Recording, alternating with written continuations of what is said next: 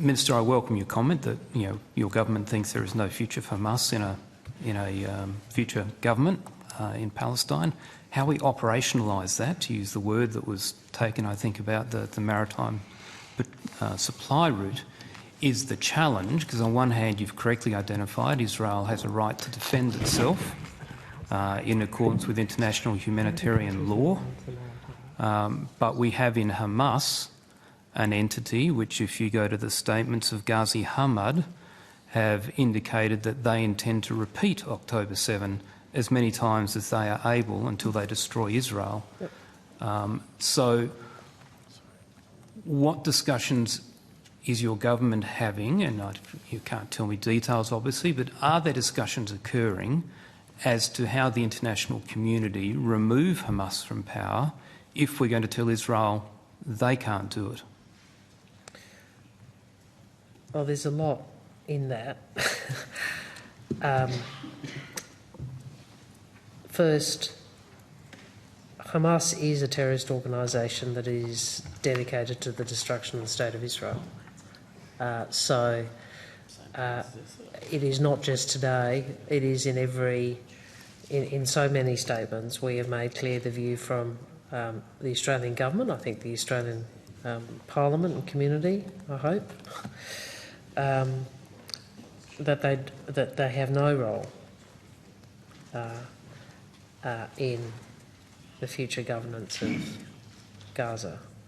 The question you go to, though, raises a much broader set of questions and issues, which is what is the pathway to peace and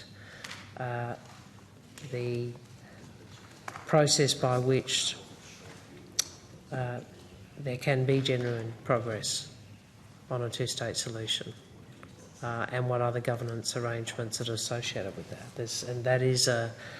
There is not an answer on that the international community has coalesced around, or the parties have coalesced around, but it is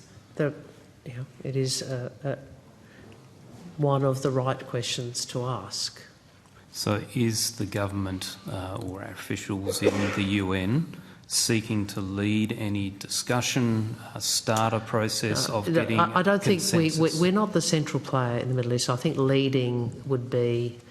I'm not sure that would be helpful. Okay, perhaps agitate. No, I don't think this is. Well, we don't need to agitate. This is front and centre for in so many of the discussions I have with counterparts. It was front and centre in the discussions when I went to the region, not only in Israel and in Ramallah, but in the United Arab Emirates and in Jordan.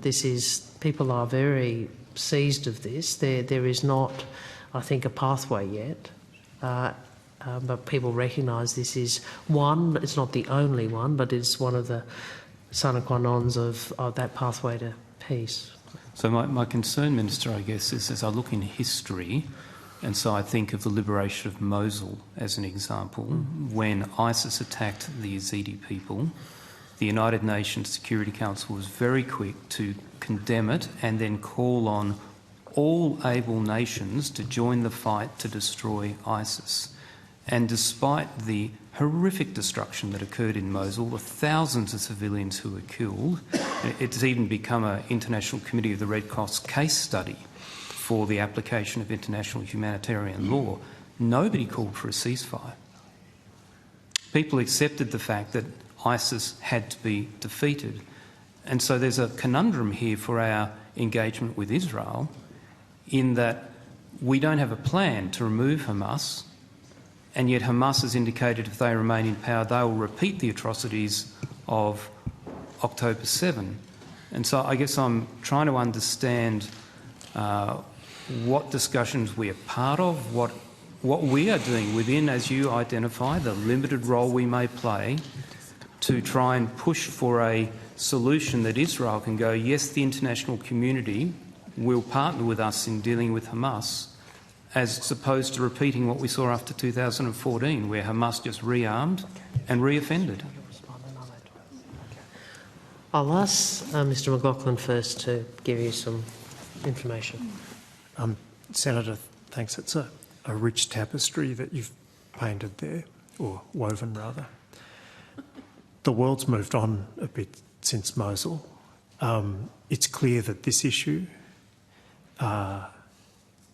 is working its way through UN fora, through other multilateral fora, and becoming a dominant issue around which it's very difficult to find consensus in the way that, in the example you used, perhaps we were able to find it more easily. That's the first observation. Second observation is that we share the views that have been articulated many times this morning. There is no place for Hamas in the future. That's a widely held view. But that's only one of the steps that will be necessary in order to realise a two-state solution. And there are many other challenges that will have to be dealt with. Fourth observation, which I think the Minister articulated well, we're not a direct player in this, but we have a voice, and it's a voice that is listened to by others in the region and welcomed. The key countries in the region, the countries of the region, the Arab countries, Israel, the US, are clearly the most influential parties in finding a pathway that gets us beyond the conflict and gets us on a pathway of political, diplomatic negotiation, dialogue. We're quite some way from that. And it's more likely, I would have thought, that that dialogue will have to be, at its core, a regional dialogue supported by others in the international community. So, Mr McLaughlin, I accept the comments you have made, but the reality is the government took a position, for example, in the United Nations vote around a ceasefire, which I personally disagreed with the position that was taken, but we took a position. Why? Because our voice, albeit a minor voice, is still a voice that matters.